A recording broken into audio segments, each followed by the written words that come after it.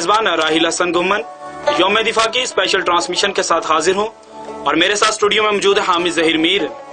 آپ یہ programme HEC کے پورٹل edutv.hec.gov.pk پر لائیو بھی دیکھ سکتے ہیں. سامعین و ناظرین، پروگرام کا باقاعدہ آغاز اللہ پاک کے مبارک نام سے کرتے ہیں جو تمام جہانوں کا مالک ہے، جبار بھی ہے، قہار بھی ہے اور طاقت کا سرچشمہ ہے. اور اسی کی وجہ سے اس پاک دھرتی، پاک سرزمین، ارض پاک پاکستان پر ایسے والدین، ایسے بیٹے، ایسی بیٹیاں ہیں جو ملک پاک کی حفاظت کے لیے اپنی جانیں قربان کرنے کے لیے ہم وقت تیار رہتے ہیں اور پھر قربان ہو کر بھی اللہ پاک کے حضور سجدہ شکر ادا کرتے ہیں. میڈم نور جہان نے کیا خوبصورت بات کہی تھی 1965 میں، اے پتر ہٹاتے نہیں وک دے تو لبدی پھرے وچ بازاراں کڑے. ہم آج ایسے ہی سپوتوں کو سلام پیش کریں گے جو ملک پاکستان کی سلامتی کے لیے ہمیشہ پیش رہے اور اپنی جانیں قربان کرنے سے بھی دریغ نہ کیا. حامد، آج 6 ستمبر ہے اور پاکستانی جو ہیں اس دن کو یوم دفاع کے طور پہ مناتے ہیں، تو یوم دفاع دراصل ہے کیا؟ رحیل، دیکھیں کہ یوم دفاع 6 ستمبر یہ دراصل جو پاکستان اور بھارت کی جنگ ہوئی تھی 1965 میں، یہ اس کی یاد میں منایا جاتا ہے. اور جو ہماری مسلح افواج تھیں، وہ چاہے پاکستان بری فوج ہو، بحری فوج ہو یا فضائیہ ہو، مطلب ہماری مسلح افواج نے ایک بہترین طریقے سے جو 1965 کی جنگ ہوئی تھی، دشمن کو اس کے جو مذموم ارادے تھے ان میں شکست دی تھی. تو اس وجہ سے یہ یوم دفاع 6 ستمبر کو منایا جاتا ہے اور ہم خراج عقیدت پیش کرتے ہیں وہ ہمارے جو شہداء ہیں ان کو، جنہوں نے اپنی جانوں کا نذرانہ پیش کیا اور ملک، اپنا جو مادر وطن ہے اس کے لیے قربان ہوئے اور اپنے ملک کی بقا کے لیے اپنی جان دیتے ہوئے وہ لڑے. اور جو دشمن تھا، جو عیار ملک تھا، اس کو اس میں منہ کی کھانی پڑی. تو ہم ان شہداء کی یاد میں یہ 6 ستمبر مناتے ہیں. بالکل حامد، یہ وہی دن ہے جب BRP نہر سے لے کے تھرپاکر کے سرحد تک بھارت نے پاکستان پر حملہ کرنے کی کوشش کی اور اس کو منہ کی کھانی پڑی. اور پاکستان آرمی، پاکستان نیوی، پاکستان فضائیہ، ان تینوں مسلح افواج نے دشمن کے دانت کھٹے کر دیے. اور اس کے ساتھ ساتھ رضاکاروں کی بھی بات کریں گے جنہوں نے اپنی جان کا نذرانہ بھی پیش کیا اور پاکستان کے دفاع کو ناقابل تسخیر بنا دیا. تو حامد، 6 ستمبر جب آپ بچپن میں تھے، آپ کیسے مناتے تھے؟ دیکھیں کہ رحیل، جب ہم بچپن میں تھے 6 ستمبر آیا تو مطلب جب ستمبر کا سٹارٹ ہوتا ہے تو ایک تو ہم ظاہری بات ہے جب بندہ بچہ ہوتا ہے تو بندے کو بڑا خوشی ہوتی ہے کہ جب کوئی بھی دن چھٹی ہونی ہو. مطلب اس دن ہمیں موسٹلی چھٹی تو نہیں تھی ہوا کرتی اسکول سے، لیکن یہ تھا کہ ایک اسپیچز تیار کرنا اور پھر وہ ایک جوش اور ولولے کے ساتھ، ظاہری سی بات ہے کہ ہم محب وطن کے ساتھ ساتھ ہماری مسلح افواج ہمیں ان کے ساتھ محبت بھی بڑھی ہے. تو جب وہ تقریر کرنی وہ جوش اور ولولے کے ساتھ اور ایک جذبات اور احساسات کے ساتھ کہ ہم نے بھی پاک آرمی کا حصہ بننا ہے یا ہم نے بھی نیوی کا حصہ بننا ہے، تو مطلب گھر میں بھی وہ تقریریں سنانا، یعنی کہ دفاتر میں، مختلف دفاتر میں جو مطلب تقاریب ہوتی ہیں ان کا حصہ بننا اور ان میں اپنے جذبات اور احساسات کا اظہار کرنا. تو مطلب ایک بڑے محسوس انداز سے اور ایک بڑے اچھے طریقے سے ہم مناتے تھے. اور کہہ لیں کہ جو ہمارے جذبات اور احساسات تھے وہ عروج پر ہوتے تھے، کہ اس نہج پر ہوتے تھے کہ بس ہمیں بھی موقع ملے اور ہم بھی بارڈر پر جا کے جو دشمن ہے اس کے دانت کھٹے کریں. بالکل حامد، آپ نے بالکل اچھی بات کی کہ جو سیرمنیز ہیلڈ کی جاتی تھی ڈفرینٹ کالجز یا یونیورسٹیز ہو گئی یا سکولز ہو گئے، تب تو ہم سکول میں تھے اور ہمیں ایک وہ اس دن پتہ چلتا تھا کہ ہماری پاک فوج نے، ہماری پاک نیوی نے، ہماری پاک فضائیہ نے اس دن کارنامہ کیا انجام دیا تھا. اور اسی کے ساتھ میں ایڈیشن کرتا چلوں کہ اس دفعہ ہمارے وزیر اعظم کی طرف سے یوم دفاع کے ساتھ ساتھ 6 ستمبر کو یوم یکجہتی کشمیر کے طور پر بھی منایا جا رہا ہے. تو حامد، کشمیر میں آج کرفیو کا تقریباً 33واں دن ہے اور آپ کشمیر کے بارے میں کیا کہیں گے؟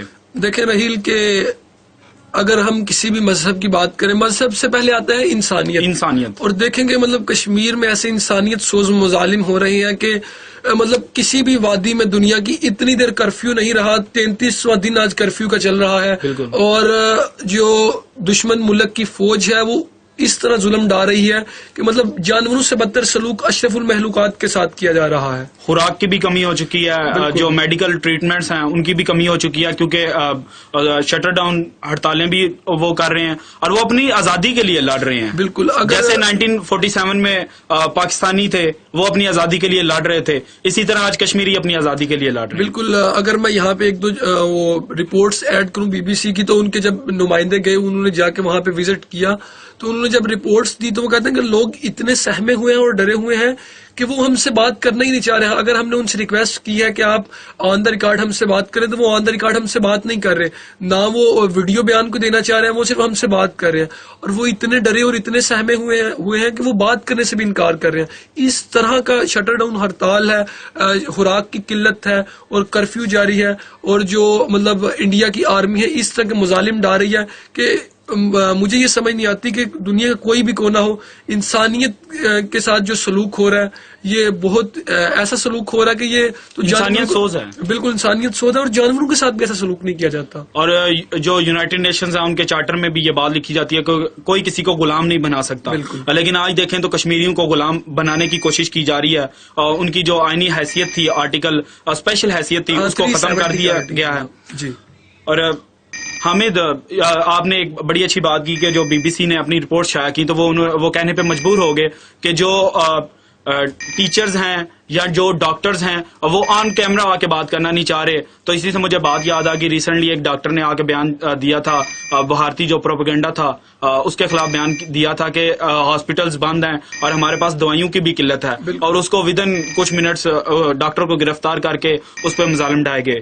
تو یہ انسانیت کے لیے ہمیں چاہیے کہ ہم ان کے لیے آواز اٹھائیں, اور ہم چونکہ پاکستانی ہیں, ہمارے مسلمان بھائی ہیں, اور اگر ایک مسلمان کو درد ہو تو تمام مسلمانوں کو درد ہونی چاہیے. جس طرح جسم کے ایک حصے کو درد ہوتی ہے تو پورا جسم اس درد کو محسوس کرتا ہے. مسلمان ایک جسد واحد کی طرح ہے نا. دیکھیں کہ اگر آپ کے جسم کی کوئی حصہ ہے, بالکل کہ اگر کوئی بھی حصہ ہے اس کو اگر وہ درد میں مبتلا ہے تو اس کی شدت آپ کا پورا جسم محسوس کرے گا. تو رسول اللہ صلی اللہ علیہ وسلم نے بھی یہی فرمایا تھا کہ مسلمان ایک جسد واحد کی طرح ہے. اگر کسی ایک کو مسئلہ ہوگا تو دوسرے مسلمان اس کی آواز کو پہنچیں گے, اس کی داد رسی کو پہنچیں گے. تو پاکستان بھی اس میں پیش ہے, پاکستان بھی اپنی خدمات پیش کر رہا ہے. تو اللہ تعالیٰ سے یہی ہم دعا کر سکتے ہیں کہ جو کشمیریوں کے حق میں بہتر ہو اور ان کو اللہ تعالیٰ جلد سے جلد آزادی کی نعمت سے مالا مال کرے. حامد اب چلتے ہیں 6 ستمبر کی طرف, یوم دفاع کی طرف. اور آپ کو پتا ہے 6 ستمبر کو جنگ شروع ہوئی, 23 ستمبر کو ختم ہوئی, 17 دن یہ جنگ جاری رہی. تو پاکستانی فوج نے ہر محاذ پہ بھارتی فوج کو پسپا کیا, چاہے وہ کراچی کا ساحل ہو یا پشاور کا ہوائی اڈا ہو یا پھر سیالکوٹ کا چونڈا سیکٹر ہو, لاہور کی BRB نہر ہو یا تھر پارکر کا صحرا ہو, ہر جگہ پہ پاکستانی فوج آگے رہی. تو حامد پاکستانی فوج جب 1947 میں پاکستان آزاد ہوا تو اس کی کیا حالت تھی؟ دیکھیں کہ مطلب جب 1947 میں تقسیم ہوتی ہے تو ایک برگیڈ میں جو بٹالینز ہوتی ہیں مطلب وہ ہمیں 2 ملی, اور ان 2 میں بھی آپ کو پتا کہ وہ جو ہمارے پاس فوجی تھے وہ بھی پورے نہیں تھے, اور اس کے ساتھ رضاکار شامل تھے. مطلب اتنی غلط طریقے سے تقسیم ہوئی. پھر جو ہمیں باقی چیزیں مشینری ملی, اور ایون میں ایک اور چیز یہاں پہ کوٹ کروں, جب تقسیم ہوئی تو جب وہ ٹرک آئے تو ان میں اینٹیں مار کے بھیج دی گئی. جو اسلحے سے لیس ہو کے آنے تھے اس کی بجائے ان ٹرکوں میں اینٹیں مار کے بھیج دی گئی, اور جو اسلحہ تھا وہ بھی ناکارہ بالکل ہو چکا تھا. اور ایک جگہ میں پڑھ رہا تھا کہ جو پاکستانی فوج تھی ان کے پاس وردیاں تھیں یا رائفل گنز تھی, ان میں گولیاں بھی نہیں تھیں, اور وہ اپنے ملک کی حفاظت کر رہے تھے. اور اس فوج کو دیکھیں اور آج 2019 کی فوج کو دیکھیں, ہماری پاکستان آرمی دنیا کی نمبر 1 آرمی, ہماری انٹیلیجنس ایجنسی دنیا کی نمبر 1 ایجنسی, جنہوں نے نہ صرف ملک کے اندر بلکہ ملک کے باہر بھی جا کے آپریشنز کیا اور آپریشنز کو کامیاب بنایا. بالکل. تو ہم اسی وجہ سے آج پاکستان آرمی کو سلام پیش کرتے ہیں, اور ان کے جوانوں جو شہید ہوئے, اے راہ حق کے شہیدو, وفا کی تصویروں, وطن کی ہوائیں تمہیں سلام کہتی ہیں, اور ہم بھی آج انہیں سلام کہیں گے. کہہ رہے ہیں. بالکل. حامد 6 بختربند گاڑیاں تھی جب پاکستان آزاد ہوا, پاکستان کو ملی, 8 توپ خانے تھے, اور صرف 8 ہی پیدل ریجمنٹیں تھی جو پوری نہیں تھی, جن میں سپاہی پورے نہیں تھے. اس کے مقابلے میں اگر دیکھے جائے ڈویژن جو ہوئی تھی وہ 2:1 سے کی گئی تھی. لیکن 2:1 ہمیں کہاں نظر آتی ہے؟ میں اب آپ کو بھارت کو جو کچھ ملا اس کی تفصیل بتاتا ہوں. انڈیا کو 12 بختربند گاڑیاں, یہاں پہ تو 2:1 ہوگی. مان لیا تقسیم ٹھیک ہوگی, لیکن ان کو 40 توپخانے ملے, یعنی کہ 5:1 ہو گئی. بالکل, چونکہ اگر پاکستان کو 8 ملی اور ان کو 40 ملی تو مطلب کہاں پہ بات چلی جاتی ہے. اور 21 پیدل ریجمنٹیں تھیں ان کے پاس. تو یہ ایک سراسر ناانصافی زیادتی کی گئی جب پاکستان آزاد ہوا, لیکن پھر بھی الحمدللہ آج ہم دنیا کی نمبر 1 ہے. اور جو بھارتی فوج تھی وہ عددی برتری اور اسلحے سے لیس ہو کر بھی آج اس کا نام و نشان تقریباً ختم ہونے کی طرف جا رہا ہے, اور پوری دنیا مانتی ہے. اور اسی سے میں اضافہ کرتا چلوں کہ ہر سال برطانیہ میں پیس کے نام سے ایک فوجی تقریب کا انعقاد کیا جاتا ہے, جس میں پاکستانی آلموسٹ ہر سال گولڈ میڈل لے کے آتے ہیں پاکستانی فوج جو ہے. تو الحمدللہ پاکستانی فوج پہ ہمیں فخر ہے, اور ہم ان کا شکریہ ادا کرتے ہیں کہ وہ پاکستان کی سرحدوں کے محافظ ہیں, اور اپنی جانوں کی پرواہ کیے بغیر وہ پاکستان کی حفاظت کر رہے ہیں. بالکل رحیل, اگر اس میں ایک اور چیز کنٹینیو کروں, آپ نے کہا نا کہ جو ابھی تقسیم ہوئی اور اس میں جو ہمیں چیزیں ملی, وہ دیکھیں گے ایک چیز آپ کو کم ملے اور ٹھیک ملے تو وہ تو بات ٹھیک ہے. بالکل, ایک چیز آپ کو کم ملے اور وہ ٹیکنیکل ایشوز بھی اس میں ہوں, یا وہ پھر اگر اسلحہ ہے تو وہ نکارہ ہے, تو آپ کیسے لڑیں گے. لیکن پھر بھی ہمیں الحمدللہ جس محاذ پر بھی ہماری مسلح افواج لڑی ہے اور پوری پاکستان کی قوم لڑی ہے سیسا پلائی دوار بن کے, تو ہم نے ان نکارہ چیزوں سے بھی کامیابی حاصل کی ہے. بالکل, نکارہ چیزوں سے مجھے یاد آ گیا حامد کہ جذبہ ایمانی اور شہادت کا جو جذبہ ہے وہی پاکستانیوں کا کل اثاثہ تھا اس وقت, اور پاکستانی خوب لڑے اور خوب انڈیا کی درگت بنائی, اور ان کو ہر جگہ پہ پسپا کیا اور ان کو واپس بھاگنے پہ مجبور کر دیا. تو ہم 1948 کی وار کی طرف چلتے ہیں. پاکستان کو آزاد ہوئے صرف 1 سال ہوا تھا, اور 1 سال بعد بھارت نے پاکستان پہ حملہ کر دیا. کشمیر کا محاذ تھا, کشمیریوں کی آزادی کے لیے ہم بھی کشمیریوں کی آزادی میں کیونکہ پیش ہیں. ہم چاہتے ہیں کہ ہمارے مسلمان بھائی بہنیں آزاد ہوں, وہ آزاد فضا میں سانس لیں, عبادتیں کر سکیں.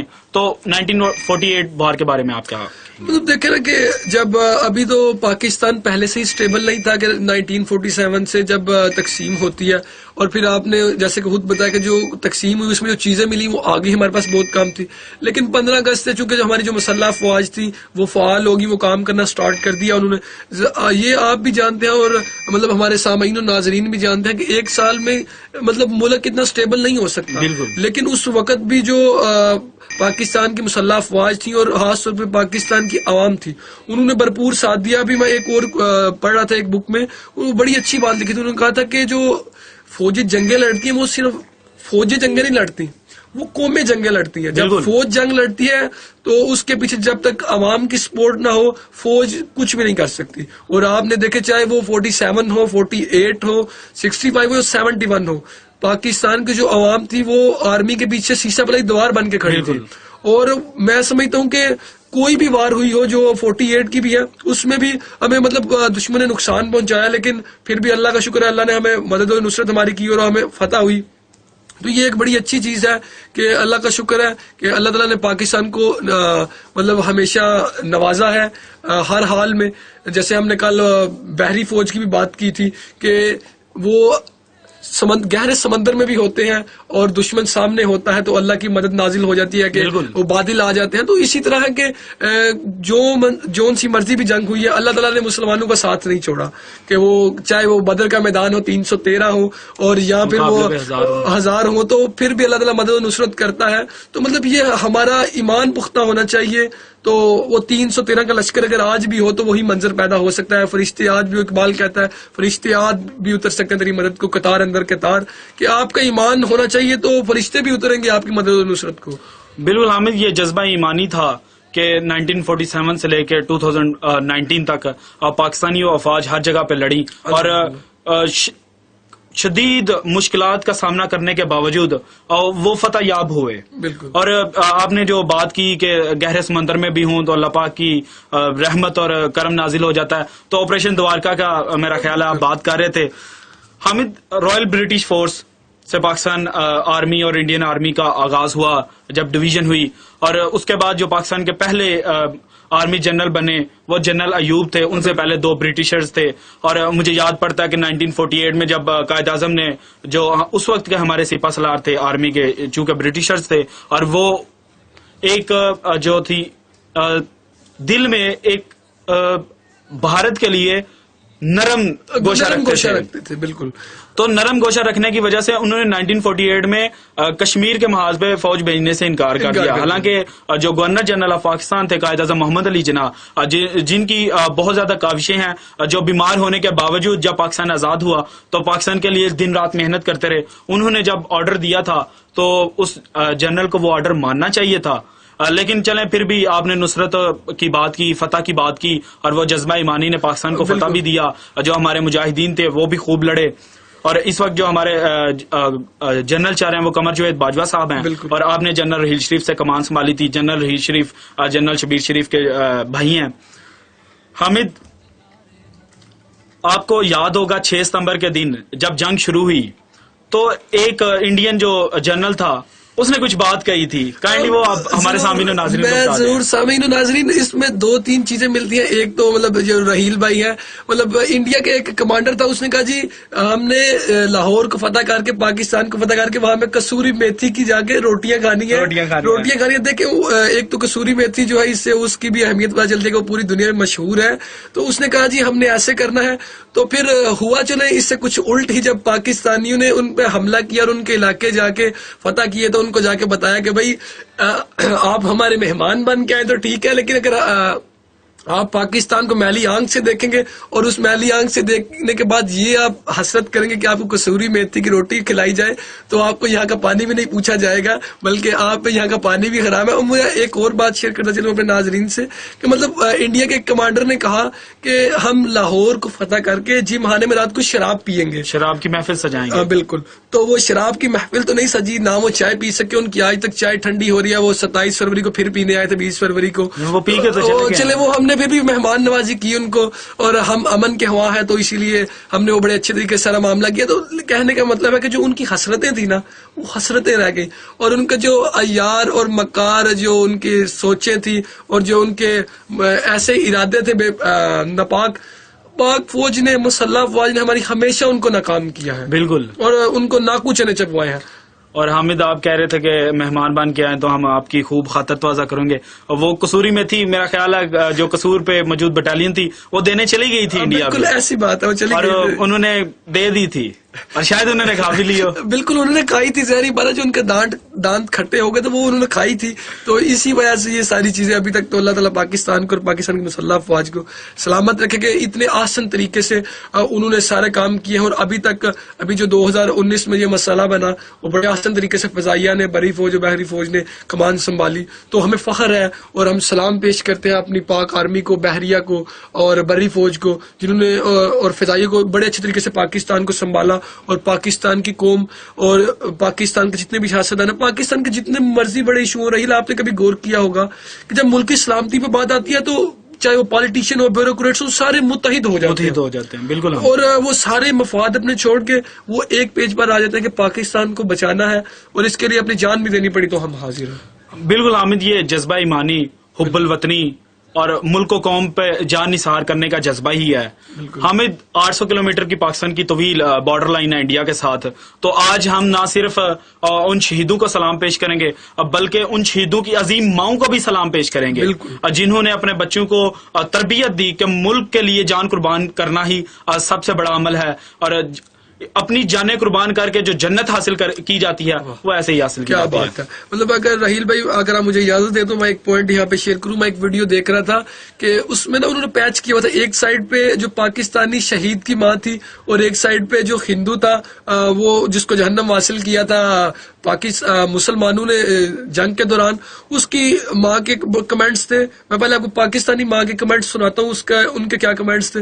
انہوں نے کہا کہ جب میرا بیٹا گھر آیا لاسٹ ٹائم چھٹی پہ تو اس نے مجھے کہا کہ ماں مطلب مجھے آپریشن سائن ہوا ہے تو ایک پہاڑی ہے اسے دشمن کے قبضے سے ہم نے خالی کرانا ہے تو مجھے اجازت دے، میں نے جانا ہے. تو مطلب یقین جانے ابھی میں بات بیان کر رہا ہوں تو مطلب میرے پہ ایسا لرزہ ہے، اس طرح اس کی ماں کہتی ہے میں نے انہیں اجازت دی اپنے بیٹے کو. میں نے کہا کہ اللہ تعالیٰ تمہیں مدد اور نصرت تمہاری کرے اور جاؤ. اور اللہ کی راہ میں تم شہید بھی ہو جاؤ گے تو جو وطن ہے اس کے لیے حق ادا کرو، جان اپنی دو. اور دوسری سائڈ پہ میں وہ جو نان مسلم تھا اس کی ماں کے کمنٹ سن رہا تھا تو وہ مطلب بڑی گالیاں نکال رہے تھے. وہ کہہ رہے تھے کہ آئندہ سے میں اپنے کسی بچے کو آرمی میں نہیں بھیجوں گی. مطلب یہ کہ ہمارے میں ایک یہی چیز ہے کہ مائیں اپنے سپوت پال کر اتنا بڑا کر کے اور آخر پہ وہ راہ خدا میں قربان کر دیتی ہیں اور راہ وطن میں قربان کر دیتی ہیں. کہ مطلب دیکھیں ایک حوصلہ چاہیے ہوتا ہے. ایک ماں خود اپنے بچے کو 20-22 سال پال کے بڑا کرے اور جوان بیٹا ہو، پھر اس کی شادی قریب ہو. اور ابھی بھی جو ریسنٹلی ہوا تو اس کی شادی ہونی تھی، کیپٹن کی شادی ہونی تھی، ان کی شادی تھی تو جولائی کے مہینے میں وہ شہید ہو گئے. بالکل. تو یہی چیز ہے کہ جو جذبہ ایمانی ہے اس کے ہمارے لوگ اس سے سرشار ہیں تو اس کا کوئی نعم البدل نہیں ہے، وہ کسی کافر کے حساب سے بھی نہیں ہو سکتا. حامد آپ نے بڑی اچھی بات کی. اب ملک کی راہ میں قربان ہو کر ہی جو ملک کا قرضہ ہے وہ چکایا جا سکتا ہے. اور ہم بے شک ان عظیم ماؤں کو سلام پیش کرتے ہیں کہ جنہوں نے اپنے بیٹوں کو، اپنے بھائیوں کو، ان بہنوں کو بھی جنہوں نے اپنے بھائیوں کو، ان بیویوں کو بھی جنہوں نے اپنے شوہروں کو، اور ان شوہروں کو بھی جنہوں نے اپنی بیویوں کو. بالکل. کیونکہ پاکستان آرمی میں وومنز بھی ہیں اور عورتوں کا کردار بھی بڑا نمایاں ہے پاکستان آرمی میں کہ جہاں جہاں پہ ضرورت پڑی وہ پیش رہی. بالکل امدادی کارروائیوں میں. ویسے بھی ظاہری سی بات ہے کہ ویسے جب کہا گیا ہے کہ جو مرد اور عورت ہے اگر ازدواجی زندگی میں دونوں مطلب ایک گاڑی ہے، دونوں پہیے ہیں، تو مطلب ایسے ہی ہے کہ ہماری اکانومی بھی، اگر چلے یہ بات تو ایک الگ طرف نکل جائے گی، لیکن اگر اکانومی بھی آپ کی اسٹرانگ ہو رہی ہے تو وہ یہی ہے کہ جو ویمن ہے وہ ساتھ میں رول پلے کر رہی ہے. آرمی میں بھی ایسے ہی ہے کہ جو فیمیلز ہیں وہ بھی اپنا رول پلے کر رہی ہیں اور ان کی اپنی حیثیت ہے، ان کا بھی رول بہت نمایاں طریقے سے نظر آتا ہے. وہ چاہے 65 کی جنگ ہو، چاہے 71 کی جنگ ہو، تو بڑے اچھے طریقے سے وہ بھی اپنے جو صلاحیت ہے ان کا بروئے کار لاتے ہوئے پاکستان آرمی کی مسلح افواج کی مدد کر رہے ہیں. حامد، اے وطن تو نے پکارا تو لہو کھول اٹھا، تیرے بیٹے تیرے جاں باز چلے آتے ہیں. اور بیٹے دھرتی ماں کے، انہوں نے 1965 میں دفاع کیا ملک کا، کیونکہ ہماری ایک اسٹریٹجی یہ ہے کہ ہم امن کے خواہ ہیں. ہمارا اسلام، دین اسلام بھی پیس کا درس دیتا ہے، تو ہم ہمیشہ امن کی راہ پہ چلتے تھے اور چل رہے ہیں ابھی بھی. ہم نے کئی ایسے سچویشنز آئی کہ جب ہم ہمسایہ ملک کو نیست و نابود کر سکتے تھے، لیکن ہم نے ان کو ٹائم دیا، وقت دیا کہ تاکہ وہ خواب غفلت سے جاگ سکیں. لیکن شاید ان کے خواب ابھی پورے نہیں ہوئے. ہم نے جگانے کی بہت کوشش کی اور ان کو جگایا بھی، لیکن ان کو شاید نیند زیادہ ہی ہوتی ہے. خواب دیکھنا ان کے شاید بلڈ میں ہے، جس طرح شہادت کا رتبہ حاصل کرنا ہمارے بلڈ میں ہے. تو رن آف کچھ جو 6 ستمبر کا اگر پس منظر دیکھیں، رن آف کچھ میں جون کے مہینے میں کل بھی بات ہوئی تھی، تو وہاں پہ یہ اختلافات شروع ہوئے. پاکستان کی افواج اور انڈین افواج آمنے سامنے آئی اور وہاں پہ بھی ان کو شکست کھانی پڑی. اس کے بعد آپ ان کے حوصلے کے واسطے داد دینی پڑے گی کہ اتنی دفعہ مار کھانے کے باوجود پھر مار کھانے آ جاتے ہیں. یہ تو دیکھیں کہ جو پاکستان آرمی ہے اور یہ ان کا میرا خیال ہے اتنا پیار بڑھ گیا ہے کہ مطلب ہر دفعہ ان کے دانت کھٹے کر کے بیچتے ہیں، ہر دفعہ شکست کھا جاتا ہے پھر آ جاتے ہیں. مطلب ان کا ابھی دل بھرا نہیں ہے. تو اللہ تعالیٰ ہماری افواج کی ہمت اور حوصلے سلامت رکھے کہ جو مطلب گرمی سردی ہر قسم کے موسم میں اپنے ملک کی سرحدوں کی حفاظت کرنے کے لیے تیار رہتے ہیں. حامد، آپ نے گرمی سردی کی بات کی تو میرے ذہن میں گلیشیئر کا وہ سیاچن آ گیا کہ جہاں پہ دن رات برف باری ہوتی ہے اور دنیا کا سب سے اونچا اور برفیلا علاقہ ہے اور وار زون ہے، اور پاکستانی فوج پھر بھی وہاں پہ کھڑی ہے، ثابت قدم ہے. اور اس کے مقابلے میں اگر انڈین آرمی کو دیکھا جائے تو انڈین آرمی آپ کو یاد ہو شاید کتابوں میں آپ نے کہیں پڑھا ہوگا، میں نے تو پڑھا ہے لازمی، کہ انڈین آرمی 2 مہینے کے لیے جب سردیاں زیادہ ہوتی ہیں تو 2 مہینے کے لیے ملک کے جو میدانی علاقے ہیں وہاں پہ چلے جاتے ہیں، لیکن ہمارے جو بہادر سپوت ہیں وہ وہیں پہ کھڑے رہتے ہیں. حامد، جنگ ستمبر پہ کیونکہ ہمارا مین ٹاپک آج یوم دفاع ہے، جنگ ستمبر کی بات کریں گے. 4 ستمبر سے مسئلہ شروع ہوا. 6 ستمبر کو بھارت نے بغیر اعلان کیے پاکستان پہ حملہ کر دیا اور جو پاکستان کی انٹرنیشنل بارڈر لائن تھی اس کو کراس کر دی. اور اس میں جو ہمارے لیڈرز تھے، جو ہمارے فوج کے لیڈرز تھے اس وقت کے، انہوں نے بڑا اہم رول پلے کیا. تو جنرل ایوب خان اس وقت ہمارے ملک کے صدر پاکستان بھی تھے اور اس کے ساتھ ساتھ ہمارے چیف آف آرمی اسٹاف بھی تھے. تو جنرل ایوب خان نے جب ریڈیو پہ صبح اپنا پیغام دیا تو انہوں نے بولا کہ دشمن نے پاکستان پہ حملہ کر دیا لیکن ہم آخری سانس تک لڑیں گے بالکل، اور ہم ان کے دانت کھٹے کریں گے، اور بالکل ہم نے دانت کھٹے بھی کیے. تو جنگ ستمبر کے جو سب سے بڑے شہید ہیں جن کو نشان حیدر کا اعزاز ملا، میجر عزیز بھٹی، شہید، ان کے بارے میں آپ کیا کہیں گے؟ دیکھیے مطلب ان کے بارے میں مطلب میرا خیال تھوڑا سا ڈیٹیل سے بات میں اگر کروں تو جب 1965 کی جنگ ہوتی ہے تو وہ بھی پاکستان پہ تھوپی گئی. پاکستان اس کا بھی خواہ نہیں تھا، بالکل، کہ یہ آپ کو شروع سے پتا کہ پاکستان امن کا خواہ ہے. اس کے بعد جب ظاہری سی بات ہے کہ جنگ آپ پہ مسلط کی گئی تو وہ پتا ہے کس کو چیلنج تھا، وہ پاکستان کے دو قومی نظریے کو چیلنج تھا. بالکل، پاکستان کی جو قومیت ہے، جو پاکستان کی سلامتی ہے، اتحاد ہے، اس کو چیلنج تھا. تو ظاہری بات ہے جب آپ کو کوئی چیلنج کرتا ہے تو آپ نے اس کا جواب دینا ہوتا ہے. تو اس کے جواب میں کیا ہوا، یہ جو ہماری قوم ہے، جرری قوم ہے، بہادر قوم ہے، وقار والی قوم ہے، تو پھر اس میں نہیں دیکھا چاہے وہ شاعر تھے، چاہے وہ ادیب تھے، چاہے وہ ڈاکٹر تھے، چاہے وہ نرسز تھی، تو پھر ایک چاہے وہ سنگرز تھے، پھر میڈم نور جہاں کے بھی مطلب وہ بڑے اچھے وہ گانے آتے رہے جس میں وہ جوش اور جذبہ اور ولولہ تھا. اور پھر ایک چاہے وہ مزدور بھی اس میں شامل تھے، کسان بھی شامل تھے. تو پھر یہی بات تھی اور یہی نعرہ گونجا، اے مرد مجاہد جاگ ذرا، ہے وقت شہادت ہے آیا. تو مطلب جب وقت شہادت کا آتا ہے تو وہ چاہے وہ کسان ہو، چاہے وہ فوجی ہو، چاہے وہ مزدور ہو یا چاہے وہ سنگر ہو، تو وہ جان دینے کے لیے تیار ہے. اور آپ نے میجر عزیز بھٹی کی بات کی تو ان کے پشت جریر پر بھی نشان حیدر کا تمغہ ہے. اور جب 65 کی جنگ میں یہ لڑ رہے تھے واگا پہ تو اللہ اکبر، کیا مطلب دشمن نے کوئی کسر نہیں چھوڑی.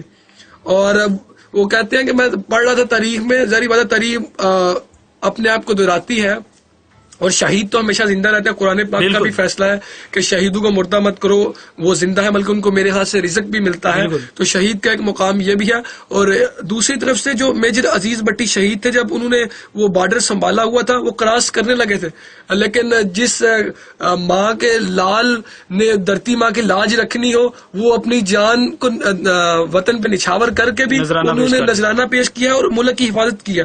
اور اس کے ساتھ مطلب دیکھیں کہ یہ چیز جب امیجن کی جاتی ہے کہ ایک بندے کو پتا ہے کہ سامنے مجھے موت نظر آ رہی ہے، بالکل، وہ پھر بھی کود پڑے، تو یہ جذبہ ایمانی ہے.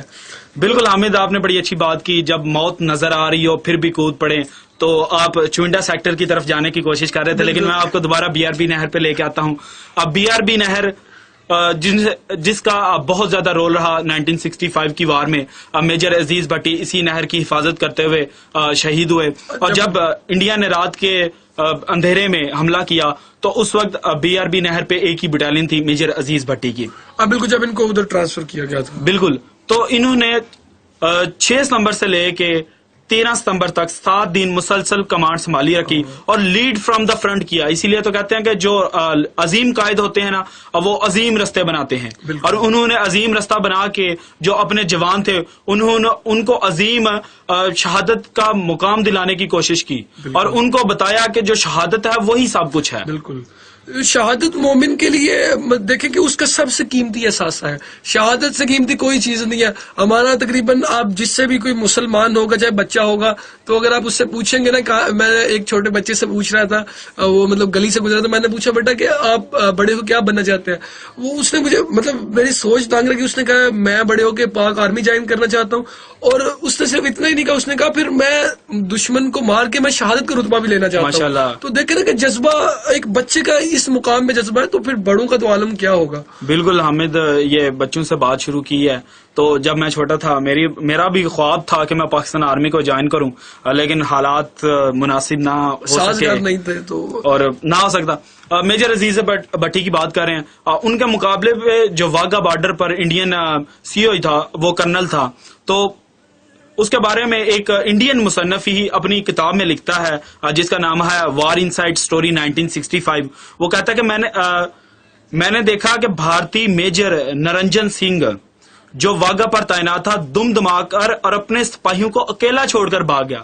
یہ کوئی پاکستانی صحافی یا پاکستانی مصنف کوڈ نہیں کر رہا، نہ ہی کوئی برٹشرز یا کوئی اور کر رہا ہے. یہ انڈین صحافی جو انڈین مصنف ہے جو اپنے ملک کا ایک حب الوطن بھی ہوگا اپنے وطن کے لیے, اور اپنے وطن کے لیے اس کے اندر بھی جان قربان کرنے کا جذبہ ہوگا, تو وہ اپنے جو میجر ہے اس کے بارے میں ایسا لکھ رہے ہیں. تو پھر یہیں پہ تو سارے جو بات ہے وہ واضح ہو جاتی ہے کہ پاکستان کا جیتنے کی سب سے بڑی ریزن, پاکستان کے دفاع کی سب سے بڑی ریزن یہ ہے کہ ہمارے جو لیڈرز ہیں وہ نہ صرف پلان بنا کے دیتے ہیں بلکہ اس پلان کا خود بھی حصہ ہوتے ہیں اور خود لیڈ فرام دا فرنٹ کرتے ہیں. یہی سب سے اہم بات ہے کہ جو لیڈر ہے وہ لیڈ کرتا ہے, مطلب وہ پیچھے سے آپ کو کمانڈ نہیں دے رہا یا آرڈر نہیں دے رہا, وہ بلکہ لیڈ کر رہا ہے اور بتا رہا ہے کہ ایسے لڑنا ہے اور ایسے جنگ نظرانہ پیش کر رہا ہے اور دشمن کے دانت اس طرح کھٹے کرنے ہیں. اور اسی لیے تو ہر دفعہ دانت کھٹے کیے نا ان کے. بے شک وہ جو ہمارے نوجوان ہیں, میجر ہیں, بریگیڈیئر ہیں, انہوں نے جام شہادت نوش کیا, لیکن آج بھی دنیا نے یاد کرتی ہے, وہ آج بھی زندہ ہے, ہمارے دلوں میں زندہ ہے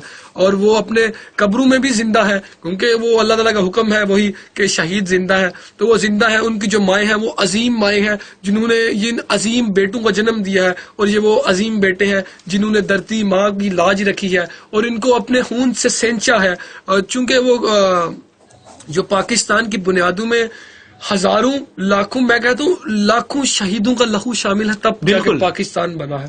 تو یہ پاکستان حاصل ایسے ہی نہیں ہو گیا. آج لوگ بات کرتے ہیں تو ایک بہت لمبی سٹرگل تھی, لوگوں نے بڑی جانیں قربان کی ہیں, عورتوں کی عزتیں پامال ہوئی ہیں, بچوں کو کاٹا گیا ہے, مطلب جتنے بھی جوان تھے, بوڑھے تھے, سہاگنوں کے کتنوں کے سہاگ اجڑے ہیں, کتنی بیٹیوں کے سر سے شفقت پدری کا سایہ اٹھ گیا, مطلب کتنی ماؤں نے اپنے بیٹے کھو دیے, لیکن پھر بھی دیکھیں پاکستان وجود میں آیا, دنیا کے نقشے پہ ابھرا.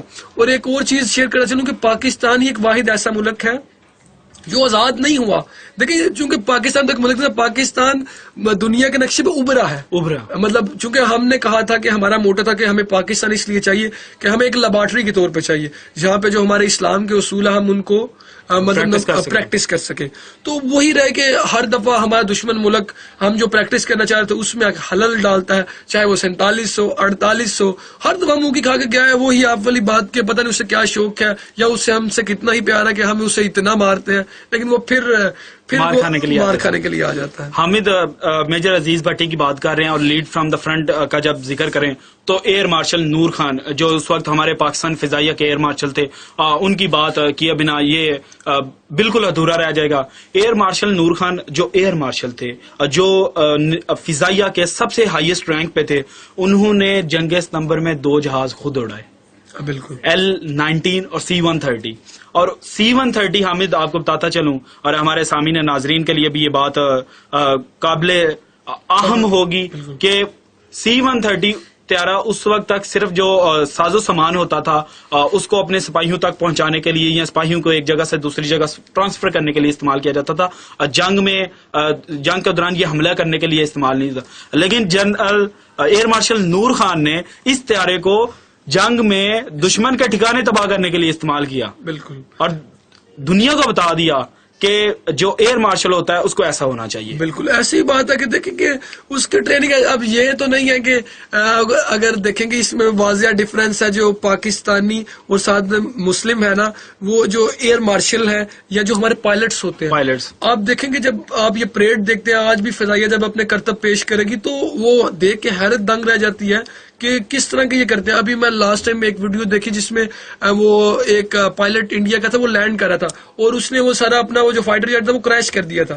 اور الحمدللہ آج تک پاکستان میں کبھی ایسا نہیں ہوا کہ فائٹر جیٹ جو ہے وہ لینڈ کر رہا ہو اور وہ کریش ہوا ہو, یا ہمارا جو پائلٹ ہے مطلب وہ فضا میں ہو, وہ بدزن ہو کے یا ڈر کے وہ لینڈ کر گیا ہو یا اس نے طیارہ تباہ کر دیا ہو. تو ایسی کوئی نظیر آپ کو نہیں ملتی. حامد, طیارہ تباہ کرنے سے مجھے وہ ابھی بحریہ ٹاؤن اسلام آباد میں جو واقعہ پیش آیا وہ یاد آ گیا کہ جب ایک ہمارے پائلٹ کو پتہ چل گیا تھا, پاکستان آرمی کا پائلٹ کو, کہ یہ جہاز, یہ جو ہیلی کاپٹر یہ بالکل ناکارہ ہو چکا ہے اور یہ اب زمین پہ گرے گا, تو وہ آخری ٹائم تک طیارے سے باہر نہیں نکلا, اس ہیلی کاپٹر سے باہر نہیں نکلا, بلکہ ہر ممکن اور ہر حد تک کوشش کی گئی کہ اس طیارے کو جو آبادی ہے اس سے دور لے جایا جائے. اور خود تو انہوں نے جامع شہادت نوش کیا, لیکن انہوں نے کئی ماؤں کے سپوت بچا لی.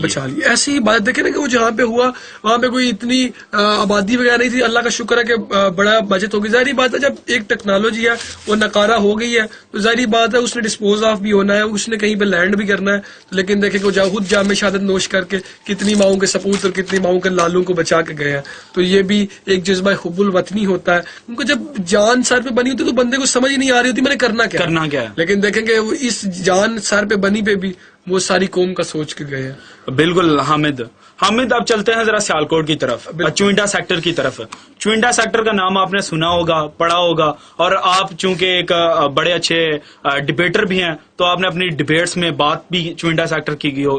تو آج سر ہمارے سامعین و ناظرین کو بھی بتائیں چوئنڈا سیکٹر پہ دراصل ہوا کیا تھا. ناظرین اور سامعین, چوئنڈا سیکٹر کا جب نام لیا جاتا ہے, آگے بھی رحیل بھائی بات کرے تھے تو میرا دل للچا رہا تھا کہ میں پہلے اس ٹاپک کو چھیڑوں.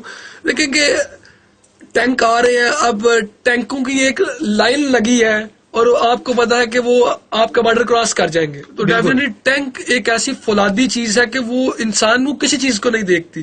اور جو ہمارے فوجی تھے ان کو جب ہوا کہ اب آرڈر ہو گیا اوپر سے کیپٹن کا کہ اب ملک کی حفاظت کرنی ہے تو کون آگے آئے گا, تو تب آرڈر دیا گیا. میں نے جو ایک کتاب میں پڑھا اس کے اکارڈنگ یہ تھا کہ وہ جو اکیلے بیٹے تھے ماؤں کے ان کو کہا گیا کہ آپ بیک فٹ پہ آ جائیں اور جو ہے وہ دوسرے جو ہے آگے آ جائیں, جو زیادہ بچے جو 2-3 بھائی ہیں وہ فرنٹ پہ آ جائیں. تو اس میں نے یہ بھی مورخ نے لکھا, وہ کہتا ہے کہ جو ماؤں کے صرف اکیلے سپوت تھے وہ بھی براجمان ہے. انہوں نے کہا سر کیپٹن آپ کا حکم ہونا چاہیے, ہم اپنی جان بھی دے دیں گے, ہمیں جان کی پرواہ نہیں ہے.